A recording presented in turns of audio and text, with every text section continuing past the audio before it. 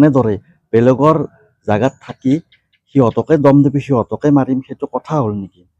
বেলেগৰ গাত হাত দিয়াৰ আগত আগে নিজে চিন্তা কৰি চাব লাগে যে তো গাইজ আপোনালোকে সকলোৱে গমেই পাইছে যে বিহাৰীবিলাকে আমাৰ অসমীয়া মানুহক পিটিছে।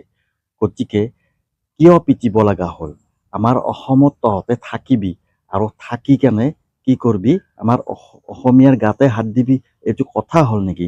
বিহাৰীবিলাকক কৈছোঁ যে আপোনালোকে ভাবক যে আপোনালোকৰ বিহাৰত গৈ আমাৰ অসমীয়া মানুহে এদিনো টিকিব নোৱাৰিব বেপাৰ বুনিজ কৰি, কিন্তু আমাৰ অসমত আহি আপোনালোকে বেপাৰ বুনিজ কাম কাজ সকলোখিনি কৰি আছে, হয়নে নহয়? গতিকে আমাৰ অসমীয়া একো নকয়, কিমান মৰমীয়াল, হয়নে নহয়?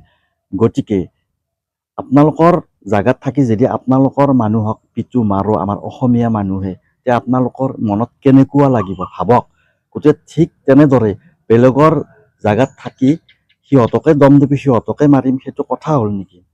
বেলেগৰ গাত হাত দিয়াৰ আগত আগে নিজে চিন্তা কৰি চাব লাগে যে বিহাৰীসকলক কৈছোঁ, বিহাৰীসকল তহঁতে এইটো চিন্তা কৰিব লাগিছিল যে আমি অসমত আছোঁ কাম কাজ কৰি বেপাৰ বুনিজ কৰি, গতিকে আমি অসমীয়াৰ লগত কেনেকৈ মিলিজুলি থাকিব পাৰোঁ সেইটো চিন্তা কৰিব লাগিছিল। আৰু সেইটো চিন্তা নকৰি কি কৰিলে?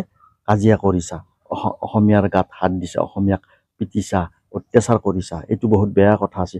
আচলতে বিহাৰীসকল লাজ লাগিব লাগে, কাৰণ যিখন দেশত কাম কাজ কৰি খাই আছে সেইখন দেশৰ মানুহৰ লগত কাজিয়া কৰাটো একদম ভুল আৰু লাজ লাগিব লাগে। যিখন দেশৰ লোন খাই আছে সেইখন দেশত গুণ গাব লাগে।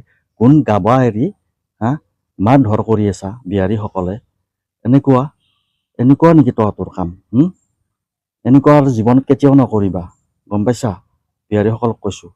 গতিকে আৰু নকৰিবা এনেকুৱাকৈ, কাৰণ আমাৰ অসমত বহুত মৰমীয়াল মানুহ, সেইকাৰণে সকলো জাতিকে আঁকোৱালি লয়। গতিকে নেক্সট টাইম এনেকুৱা নকৰিবা, বিহাৰীসকলক কৈছোঁ।